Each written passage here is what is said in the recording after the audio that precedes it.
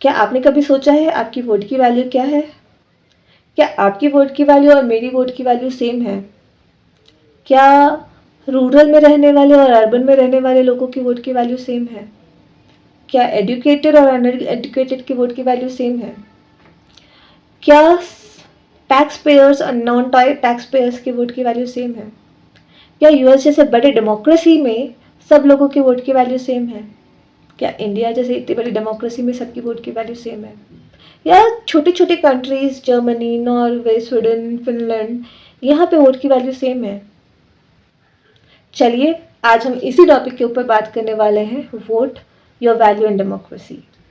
Hello everyone, my name is Sneha and welcome to my channel. So even before we get to this vote, let's understand आप vote कहाँ दे सकते हैं। I mean you can also vote in dictatorship countries, लेकिन vote has a specific reason and specific value in democracies. So before that, let's understand what are the type of democracies.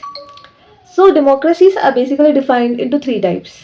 One is a full democracy, जहाँ पर आपको सारे rights हैं voting से related, आप media independent है, judiciary independent है, आप गवर्नमेंट को कितना क्रिटिसाइज करना चाहते हो, अगर कोई करप्शन का केस है तो बिना किसी प्रेशर के वो जज किया जाएगा, and everybody is individual, so they have full transparency, and every vote has a voice. Now coming to the next type of democracy, that is flawed democracy. Flood democracy में आपके पास वोटिंग राइट्स तो होती हैं, but media and judiciary उतनी ज़्यादा independent नहीं रहती. It is independent but there is some kind of pressure on that. So this is a flawed democracy, and a very big example is India and US in that case. Then comes dictatorship. So China, Russia, and North Korea are such examples. जहाँ पर elections तो होते हैं, like at least in North Korea and Russia, but that's just for namesake. So now let's understand कि which are the fully developed, fully democratic countries. So इसमें Sweden, Norway और Canada जैसे countries आते हैं. Okay, let's talk about India में क्या चलता है.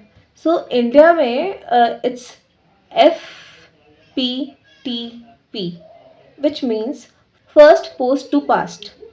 मतलब आप एक एरिया में हो, है ना, वहाँ पे 1 लाख वोटर्स हैं, मल्टीपल पार्टीज कंटेस्ट कर रही हैं, तो किसी एक पार्टी को हाफ ऑफ द मेजॉरिटी की वोट की ज़रूरत नहीं है to come in to power, but they need just the majority. Say for example आपके पास 1 लाख वोटर्स हैं, उसमें से सिर्फ 30,000 वोट्स एक पार्टी को मिले हैं, बाकी 70,000 वोट्स बाकी के पार्टीज में डिस्ट्रीब्यूट हो गई हैं, but this one party holds the maximum vote, so वो पावर में आ जाएगी.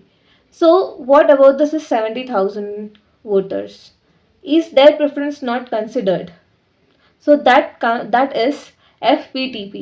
It means आपको बस मेजॉरिटी चाहिए, आपको हाफ ऑफ द मेजॉरिटी नहीं चाहिए. Okay, now let's talk about, obviously to run any government you need funds, you need revenue. तो इंडिया का केस कैसे चलता है? सो इंडिया में, and why am I discussing tax with respect to votes, let me come up to that. बस थोड़ी देर सुनिए, you will get to the point. So India में जो टोटल रेवेन्यू कलेक्ट हुआ है that is 61.67 lakh crores. So इस 61.67 lakh crores में जो इनकम टैक्स का अमाउंट है that is 11.87 लाख crores. इसमें कॉर्पोरेट टैक्स जो है वो that is 10.71 lakh crores. GST से कलेक्ट होता है 24.50 lakh crores. Custom duties and all दो से कलेक्ट होता है 2.38. बाकी cess tax and other taxes से 3.25 एंड 8.96, जो मैं यहाँ पे अटैच कर दूँगी फॉर योर रेफरेंस, ये कलेक्ट होता है. So now if you see income tax and GST, तो इंडिया में जितने भी लोग हैं दैट इज़ 142.8 करोड़ लोग में से सिर्फ 8.76 करोड़ लोग इनकम टैक्स भरते हैं. That is hardly 7% of the population. 93.9% लोग इनकम टैक्स नहीं भरते हैं, बट दे पे GST. That is indirect taxes. जो आप कोई ब्रेड का पैकेट खरीदो, बिस्किट का पैकेट खरीदो, बुक खरीदो, पेन खरीदो, I think that is reduced a bit, but still you're paying some amount of tax on that. So what is happening right now is, say this 8.76 lakh crore people who are paying taxes, sorry, not lakh crores, 8.76 crore people who are paying income tax are also paying this GST. And so these people who are on a higher end of income, जो ज़्यादा कमा रहे हैं, obviously वो गाड़ी भी वही खरीदेंगे, घर भी वही खरीदेंगे, क्योंकि अफोर्डेबिलिटी तो इंडिया में काफ़ी हाई जा चुकी है. ब्रांडेड प्रोडक्ट्स भी यही खरीदेंगे, which comes under luxury products. तो if you see even in this GST, major share जो वो टैक्सेस पे कर रहे हैं are also again this 8.76 crore people. Now let's come to कि जो भी रेवेन्यू कलेक्ट होता है वो गवर्नमेंट कहाँ स्पेंड करती है.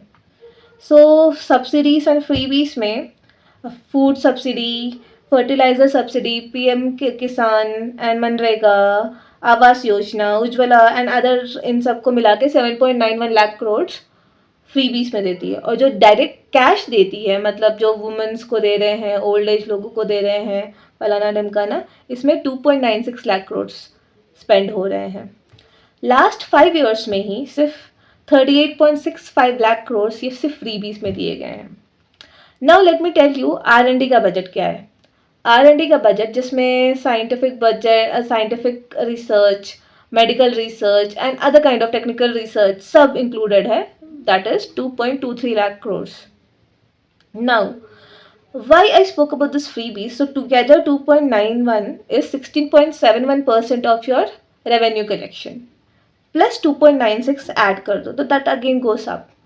So nearly 20% of the revenue collection आप freebies में दे रहे हो है. इंफ्रास्ट्रक्चर में स्पेंड हो रहा है 11.21 लाख करोड़. मतलब हाईवेज बन रहे हैं, रोड्स बन रहे हैं, which is again getting broken up in few days. उसका रिपेयर कॉस्ट अलग से जो लग रहा है, again that is an extra investment. So या लाइक उसके अंदर भी करप्शन बहुत ज़्यादा है. Now that is 22.1% of your revenue collection. और हेल्थ केयर में और एजुकेशन में जो स्पेंड हो रहा है, that's 1 point some change, and even in health care it's 2 point some change. Now ये समझ में आ गया यहाँ तक. हमारे टोटल पॉपुलेशन है 1.428 crore people, out of which 8.76 crore people are paying income tax. इसके अंदर the government officials are hardly 50 lakh people. बाकी आर प्राइवेट सर्विसेज, मतलब प्राइवेट सर्विसेज में doctors, engineers, pilots and other small businesses, ये सब आ जाते हैं, है ना. नाउ R&D का बजट बता दिया, इंफ्रास्ट्रक्चर का बजट बता दिया, which is important area to grow. और मैंने फ्रीबीज का भी बता दिया. नाउ फ्रीबीज किसे मिलते हैं? Out of this 142.8 crore people minus 8.76 crore करोगे, लेकिन फिर भी जितना नंबर आता है उन सबको फ्रीबीज नहीं मिलता है. 80 to 100 करोड़ लोगों को फ्रीबीज मिलता है ना. इसके अलावा तो अब वोट टू फ्रीबीज का रेशियो मैं बताती हूँ. That's why I was talking about this tax collection and all of those things. So this 8.76 crores are not the vote bank for any political party. This remaining 130 XYZ crore people are their vote bank. तो उन्हीं के लिए freebie policies, उन्हीं के लिए इन बाकी की policies या वेलफेयर स्कीम्स बनाई जाती हैं. ठीक है. नाउ लेट्स कंसिडर आपके लिए क्या बनाई जाती हैं. आपके लिए कॉमनली इंफ्रास्ट्रक्चर बोलते हैं, क्योंकि एजुकेशन तो है नहीं इंडिया में. हेल्थ केयर सर्विसेज के लिए you go to public sectors, which is again boosting your economy. See this is indirect relationship. So if there increase और if they better the education system, that's government system, private institutions, private schools को लोग नहीं जाएंगे, तो वहाँ पे वो revenue नहीं कलेक्ट होगा. तो again their source of revenue which they are getting from those schools वो कम हो जाएगा. So that is again going to affect their revenue collection. इसीलिए they are not giving you better education at government schools. Same is with health services. आप government hospital में जाओगे, आपको better services नहीं मिलेंगी, बट आप प्राइवेट में जाओगे आपको फास्ट और बेटर सर्विसेज मिलेंगी। सेम फंडा वहाँ पर भी अप्लाई करता है। What are you getting in return? They can say you're using infrastructure. Obviously, you're the one who are earning on the higher side. You are using four-wheeler on the infrastructure, but this is not majorly done for you. It is done for the businesses जहाँ पे transportation बहुत heavily use करते हैं, जैसे highways पे trucks जहाँ से like supply चलती है, can be coal, can be food, can be anything. Okay, so that's end for the overall development, not just for the higher middle class. Now let's talk about आपके लिए specifically क्या करती हूँ। I see none. आपके लिए आपसे tax collect करने के अलावा, साथ में जीएसटी से टैक्स कलेक्ट करने के अलावा, दिस 8.76 करोड़ लोगों के लिए कुछ नहीं करते हैं। अब चलिए, जो 50 लाख सिविल सर्विसेज के लोग हैं या फिर गवर्नमेंट ऑफिसर्स हैं, उनका जो टैक्स कलेक्ट होता है और उनको बेनिफिट्स क्या मिलती हैं। उनको रेलवे सर्विसेज बहुत कम दाम में मिलती हैं या फिर मिनिस्टर्स एंड ऑल को फ्री में ही मिलती हैं। Air tickets, stay, free electricity, free mobile recharge, vehicle, ये सारी चीज़ें उनको फ्री में मिलती हैं। Now also subtract that from the taxes they pay, क्योंकि obviously the taxes they pay will be less than the services they are getting. Okay, तो उनको माइनस कर दीजिए। Now the whole burden of tax is falling on the private sector employee, that is you and me, and we are getting nothing out of it. Not even better roads, and in case कुछ हो जाता है road पे तो life की कोई credibility भी नहीं है। नाउ इसका सोल्यूशन क्या है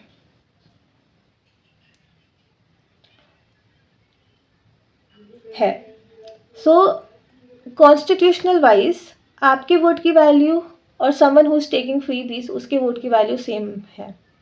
नहीं।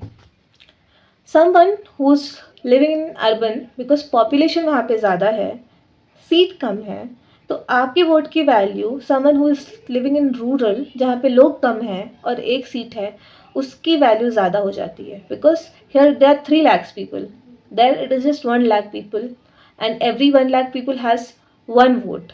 Here that 3 lakhs get divided, मतलब 1 divided by 3, तो आपका परसेंटेज 0.3% के आसपास पड़ जाता है। तो your vote is not equals to their vote. Okay, तो वो जो लार्जर मैक्सिमम सेक्शन है इंडिया में, उनको ज़्यादा बेनिफिट मिलता है। नाउ लेट्स अंडरस्टैंड कि ये सारी चीज़ें ठीक हैं। Now let's talk about loan, जो स्टेट और सेंट्रल के ऊपर है। तो टोटल जो सेंट्रल के ऊपर है दैट इज़ 180.76 लाख करोड़, और जो स्टेट पे है together including all the states that's 45.74 lakh crore. So total public पे है 226.44 लाख करोड़। तो इसका मतलब है पर पर्सन दैट इज़ 143.24 करोड़ जो लोग हैं उनके ऊपर पर पर्सन के ऊपर 1.58 लाख करोड़ का लोन है। तो now consider this remaining people that is 1.36 और 32 और 34 करोड़ पीपल जो अगर फ्रीबीज पे डिपेंड कर रहे हैं, उनके ऊपर ये 1.58 लाख का लोन आप डालोगे तो will they be able to pay it? I don't think so. तो इसका बर्डन भी वही 8.76 करोड़ लोगों के ऊपर पड़ेगा। You are already paying income tax, you are already paying GST tax, and again this डेप्ट is again on you, because government का तो अपना कुछ पैसा होता नहीं है। ओके, अब इसका सोल्यूशन क्या है? At constitutional level, if you can challenge it कि one vote of someone who's working really hard may not have a ancestral property, but they have really worked hard to get into a position where they are, so they definitely are not being treated equally in this particular country. क्यों? उन्होंने बहुत मेहनत करके वो अपना एक एक तिनका जोड़ के वो अपना आशियाना बना रहे हैं, जिसमें ना उनको गवर्नमेंट ने सपोर्ट किया है ना किसी और ने सपोर्ट किया है ना। तो उन लोगों को के ऊपर बाकी लोगों का बर्डन डालना सही नहीं है, और गवर्नमेंट भी ऐसे ही पॉलिसीज़ बनाती है, उसके ऊपर ही ज़्यादा फोकस करती है जो लार्जर ऑडियंस के लिए कन्वीनियंट हो। तो इसके प्लेस में there is a solution, either you ask them to choose freebies or ask them to choose the right to vote.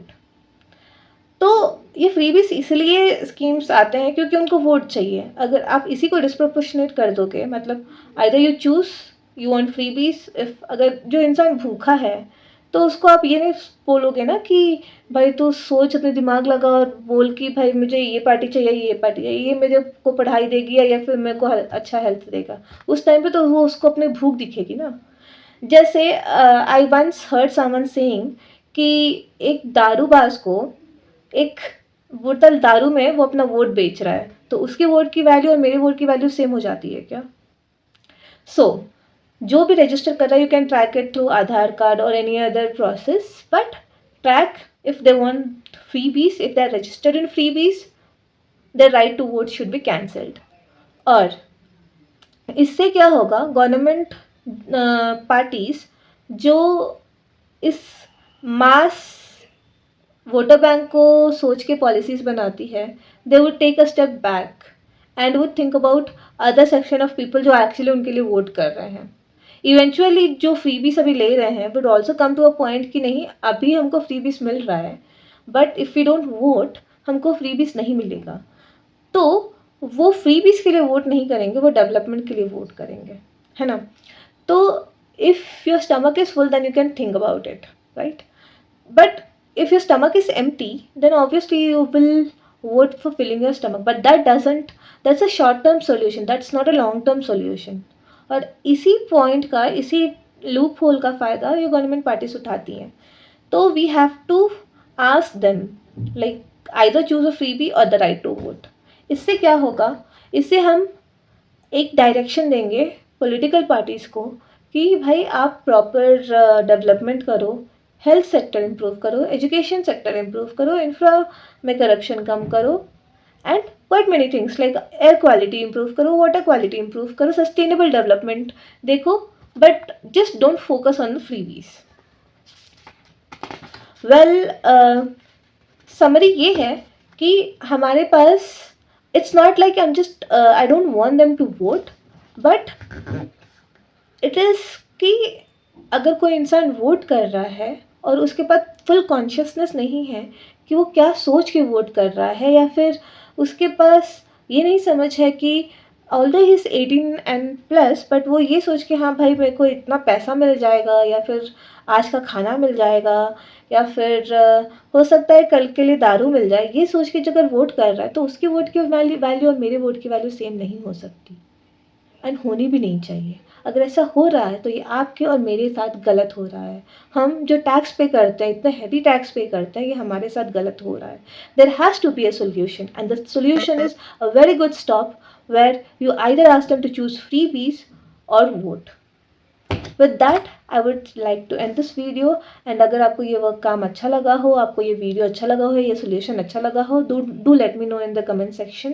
This is my first video. ऐसे ही बहुत प्रॉब्लम्स एंड सॉल्यूशंस के साथ मैं आती रहूँगी। Going with every video probably the quality would get better and the solutions would also get better.